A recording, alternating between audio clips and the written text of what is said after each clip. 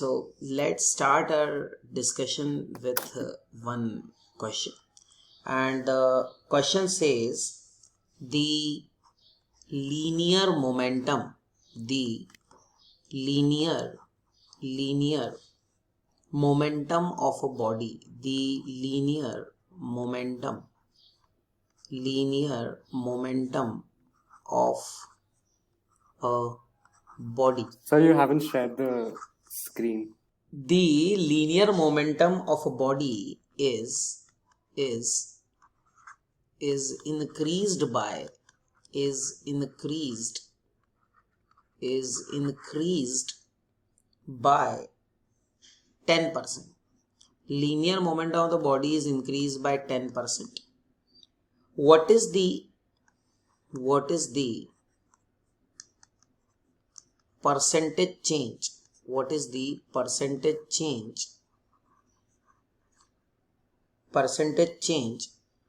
in its kinetic energy? That is what we have to find. Okay, so the question says that we have the linear momentum of a body is increased by 10%. So suppose that originally linear momentum is P and then it is increased by 10%. So it becomes P dash is equals to P plus 10% of P. So मेरा 10% आ रहा है of P. 10 under root 2 mk. Yeah. So that gives you 11P by 10. And this is P dash. This So is मैंने the उसे new value. 1.1 कर दिया. So P dash is 11P by 10. Now if we have to find the percentage change in kinetic energy, so we will find it like this: del K by K into 100%. This is what we will do. Now how to find del K? That's the question. So P dash first plus you P see upon K P into 100. is P square by 2m. Mass is not going to change and 2 is also remain same. Under root 2 So mk. K is P square by 2m and K dash would be P dash square by 2m. Now here we have P, it will remain same because we have taken it P. But because P dash is 11P by 10, so we will substitute the value. That gives you 121 P square by 100 upon 2m. This will be the value of K dash. So let's find del K upon K. Del K will give you K dash minus K. K dash is 121 upon 100 and P square by 2m is nothing but K minus K divided by K. K is common and cancel. So this will give you 121 minus 100 upon 100 into 100%. So this makes it 21%. So the answer is the percentage change in its kinetic energy is 21%. So the next topic which we are going to discuss is actually about the graph variation between different quantities. So suppose we have to plot a graph between kinetic energy and mass. Okay, K stands for kinetic energy and M stands for mass, and we have to plot a graph between them provided the momentum of the object, moving object, it remains constant. Okay, so in such a case how will we plot the graph? That's the question. See, as it is mentioned in the question clearly that the graph has to be plotted between kinetic energy and mass. You know the relation between kinetic energy and mass is given by K equals to P square by 2m. Also you know that the kinetic energy is inversely proportional to mass. Okay, that means that variation between kinetic energy and mass is an inversely proportional relation. What does it mean? If you increase the mass, kinetic energy would decrease and vice versa. Yes, sir. अब इस variation को अगर हमें plot करना है तो ये जो वेरिएशन है यह इस तरह से होता है, and this type of variation is called rectangular hyperbola. Hyperbola. Yes. This is called rectangular hyperbola variation. तो ये वेरिएशन है rectangular hyperbola variation. Okay, and whenever you have to plot a graph between two inversely proportional quantities, it will be a rectangular hyperbola. Now suppose in this question only you have to plot a graph between k and, that is kinetic energy, and 1 upon m. So how this variation will work? So graph between kinetic energy and 1 upon m. So you know the relation is k equals to p square by 2m, and it is given that t is constant, 2 is also constant, you know. So k is proportional to 1 upon m. And what does it mean? That kinetic energy and 1 upon m, they are directly proportional. And if they are directly proportional, then in that case the variation should be a straight line, because between two directly proportional quantities the variation will be a straight line. This you have to you have given that mass is constant, and you have to plot a graph between kinetic energy and kinetic energy and momentum. Okay, this is the graph which you have to plot. Point is actually the relation between kinetic, and whenever you have to plot a graph between two quantities, you know, you need to know the type of variation they possess. So here, you know, the relation between kinetic energy and the momentum. You know, here 2m is constant, k is a variable, p is a variable again. So you know, k is actually proportional to p square here. Okay, and you have to plot a variation between k and p. So if you have to plot a graph between k and p, not p square, you have to plot a graph between k and p. So this graph, what sort of variation should we expect? Do remember, whenever you have a quantity and another quantity, its square is there, so such a variation is actually parabolic variation. And how its shape would look like, because parabola can be either this way, or it can be this way, or this way. So which type of variation it will be? So for this, what you have to do is you have to think like this, that it is a parabolic variation. Whenever square of any variable is there, like p square is there, if p square is there, so square of p is there, so if square of p is there, then do remember that the graph would be symmetric about the another axis. And because we are not taking momentum negative here, so we will plot it in first quadrant, and the variation would be like this. Once again I am telling you, if square of p is there, then the graph is actually symmetric about the other variable, that is k.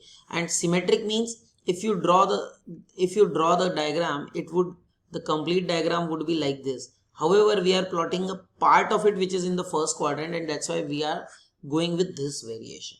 Yes. Now do remember that in this particular one, the variation is k versus p square. Okay, k versus p. Suppose in this, if it is asked that plot a graph between k and p, so what type of variation? No, k versus p square. So what type of variation will you expect? K is equals to p square by 2m. You know 2 and m, they are constants. So k is proportional to p square. And if they are proportional to p square, the variation would be a straight line like this. It will be a straight line. So it will be a straight line variation because it is a variation between two physical quantities which are directly proportional. In brief about the potential energy of a system. So what do you mean by potential energy? What is potential energy? How do you define it? But do remember that actually we say that potential energy of an object, but the correct way of saying it is potential energy of a system. Okay, because potential energy is not for an object, but it is for a system. Why? I will discuss that. Okay, so basically, you know, all the forms of energies are manifestation of change of potential energy from its basic form to the other form. Like if we talk about heat, that is basically chemical energy, but that was possessed by the object in the form of potential energy. Now mainly potential energy is divided into two parts, but there are many potential energies, but mainly it is divided into two parts. One is gravitational, which is very common to us. We have been utilizing and using gravitational potential energy. So the first is gravitational potential energy, and the second one which is there is elastic potential energy. So these are two potential energies which are actually we will be discussing. Now as far as the gravitational potential energy is concerned, you know that if an object is there at the top and it is or say at some height from the ground, then certainly at such a height it possesses some energy, because you know when you are taking it to the ground, when you are carrying it to the ground, you know weight is acting vertically downwards, and if you have to lift it up, then in that case what you have to do is you need to apply the force, and you are applying the force and lifting it up. So while applying the force and lifting it up, you need to do some work, and that work would be equal to force into displacement. Now as far as force is concerned, force is equal to mg, and that is multiplied by the displacement, that is h. Okay, and this work is the potential energy, that is u. So u is equal to mgh.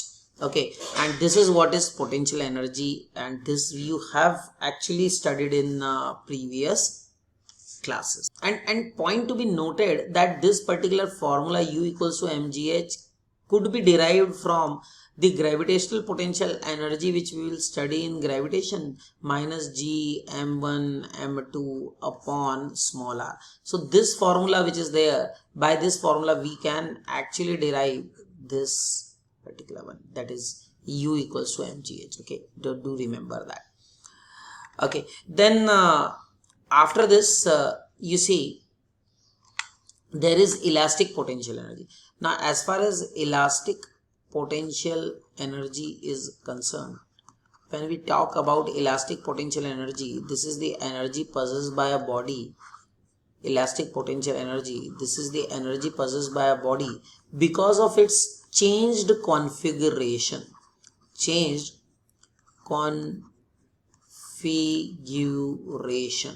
Because of its changed configuration, this energy is possessed. Like suppose there is a spring or a rubber band. If you stretch a rubber band, or if you stretch a spring, or you compress a spring, then definitely there is change in its configuration. And if there is change in the configuration of the body, you know, because of that what happens, because of this change in the configuration, there is an energy which is possessed by the body, and this energy which is possessed is the potential energy, but this is the elastic potential energy. Do remember that it is the elastic potential energy. Okay, so this is how you can actually understand elastic potential energy. Suppose that there is compression of x taking place, so the potential energy u is equal to 1 by 2 kx square. U is equals to 1 by 2 kx square, where x is the compression which is actually provided. Okay, so it's the compression which is provided there, right? And u is equals to 1 by 2 kx square is the case. So I hope that this is clear to you. Now you see at times, in order to solve the problems, and in especially in competitive exams, they actually ask questions related to the variation of potential energy with distance. So do remember that when we define a force, so this force is actually defined as minus of dv by dx, where this v, or at times it is also written as u, where this u is actually the function of x, u is function of x, and do remember that this is actually the potential energy of the system. Okay, so U of x is potential energy of the system, and if you differentiate it with respect to x, and this is also called gradient. Whenever something is changing with distance, it is called gradient. So gradient, and that too which gradient? Negative gradient. Negative gradient of potential energy. Negative gradient of potential energy will give you the force. So negative gradient of potential energy will actually give you the force. So F is equals to minus du by dx is the force. Okay, and this is how it is defined. So at times in numericals, in conceptuals, it is asked. Now we can actually generalize this particular formula as well. Okay, and when we generalize the formula, this formula looks like this: F vector is equal to minus delta vector u. Now what is this delta vector? Again, this is called del operator, and this del operator is actually given by delta vector is equal to del by del x I cap plus del by del y j cap plus del by del z k cap. Okay, this is how you can define it. Do remember that this is del operator is a vector operator, as you can see, and you can actually get it differentiated with respect to x, y and z. So this is how you can actually define the del operator. F vector equals to minus delta vector. U is the force vector. It is the force vector, where del is a del operator, which is basically a differentiation operator. But when we write del this like this, we have not written it as d by dx, but we have written del by del x. So do remember that except x, all other quantities are treated as constant in this particular case. Okay. Question says the potential energy of two atoms. Potential energy of two atoms separated by a distance x is given by u is equal to minus a upon x to the power 6, where a is positive constant. What is the force exerted by one atom on the other? Force exerted by an atom on the other. This is what we have to find. As it is mentioned in the question only, that the potential energy is minus a upon x to the power 6, and a is a positive constant. Okay, and you have to determine the force. So do remember that when we talk about the force, F is equal to minus del by U. del x Yes. of u. Okay, and when we talk about this, it is minus del by del x of u. And what is u? U is minus a upon x to the power 6. Let's do this then. F is equal to minus plus. A is constant outside.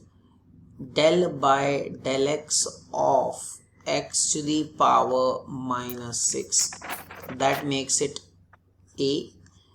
N x to the power n minus 1, minus 6 minus 1. So that makes it minus 6a x to the power minus 7, which will be minus 6a upon x to the power 7. This is the force. Okay, and that will be the answer. F equals to minus 6x to the power 7. I hope that this is clear. So the next question is, here the potential, and see the question says in stretch, sorry, if stretch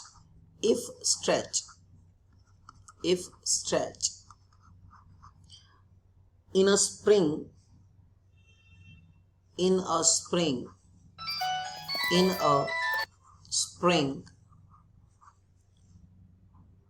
of force constant K, it is mentioned, of K is doubled,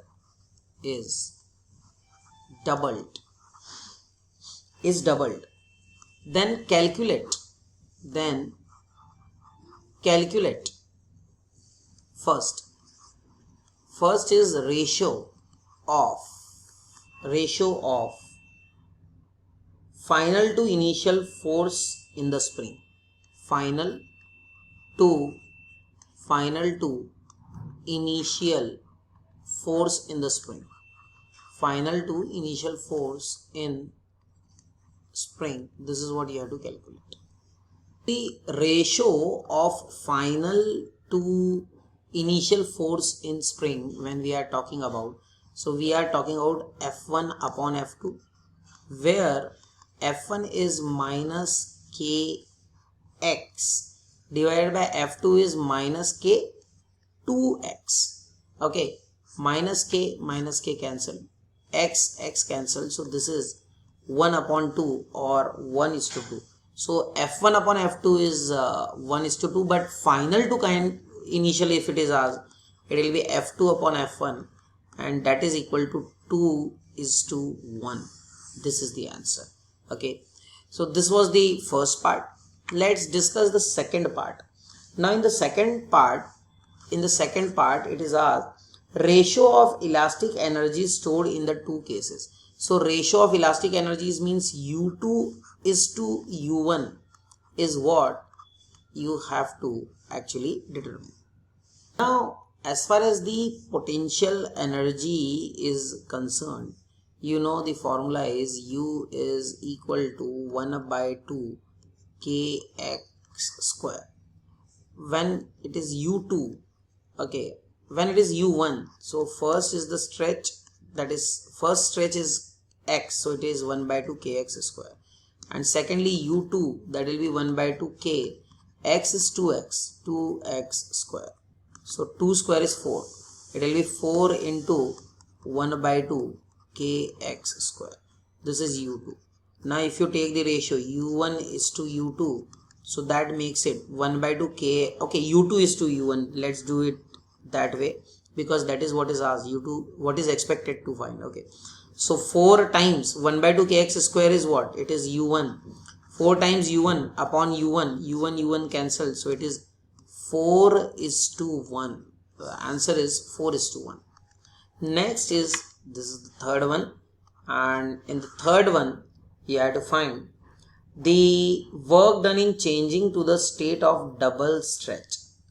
Work done when you are stretching it, so the work done in changing to the state of double stretch, अगर आपको इसको double stretch में लेके जाना है तो कितना work done करना होगा ये आपको फाइंड करना है.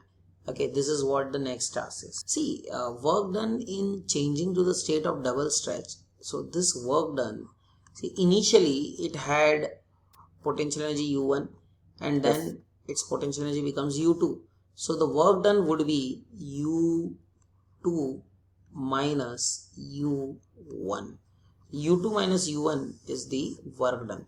Now when we talk about U2, that is 1/2 k x square, that is 4 times x square, minus 1/2 k x square. So we will take 1/2 kx square common, 1/2 kx square common, 4 minus 1 would be 3, so it is 3 times u1. Okay, so u2 is u2 is 3 times u1. So no, that this is not we have to find. Actually what we have to do is the change we have to find. Okay, we don't need to find it in this way. Instead what we have to do is the how much change is taken place. So you know, it is equal to w is equal to 3 by 2 kx squared. This should be the answer, because this is the change delta u which is actually brought. Okay, this is the change which is brought, so it will be delta u, and that is equal to 3 by 2 kx square. See, there are some conceptuals like suppose this is a question: can a body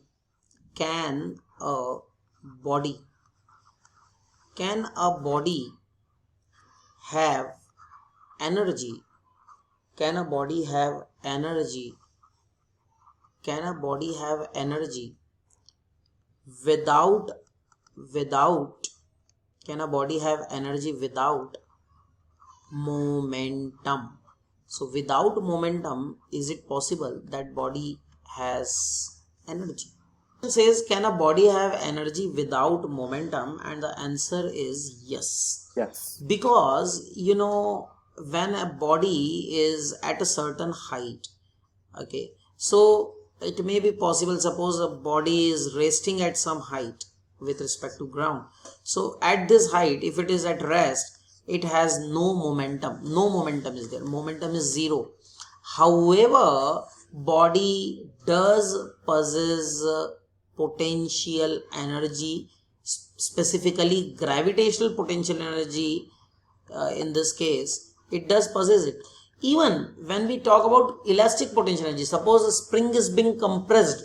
So if you compress a spring, then this compressed spring, it does possess energy.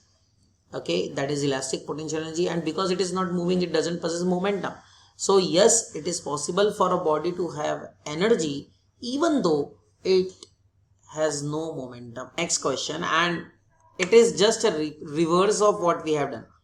Can a body have momentum? Can a body have momentum? Can a body have momentum without energy? Means it has no energy, No, sir. but it has momentum. Is it possible or not possible? The tail is see, the total energy of a body is given by the sum of kinetic And potential. and the potential. Okay, so as far as kinetic is concerned, it will be E minus V.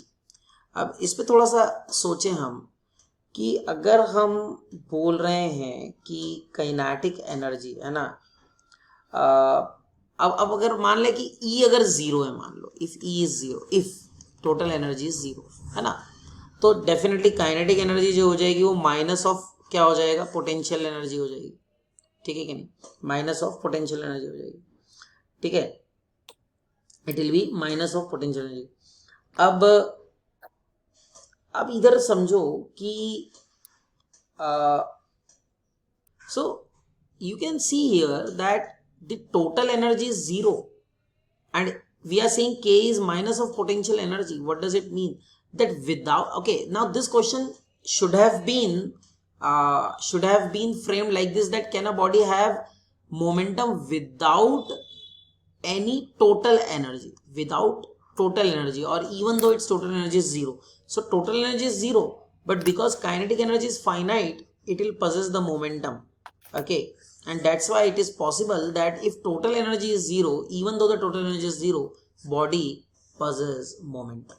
Okay, but yes, of course, can a body have momentum without energy? That is something is a bit ambiguous, क्योंकि यहाँ पर हमें ऐसा लग रहा था कि potential और काइनेटिक न होते हुए भी है. इसको ऐसा कर देना चाहिए था without total energy. So it was, I think, a valid question in that case and less ambiguous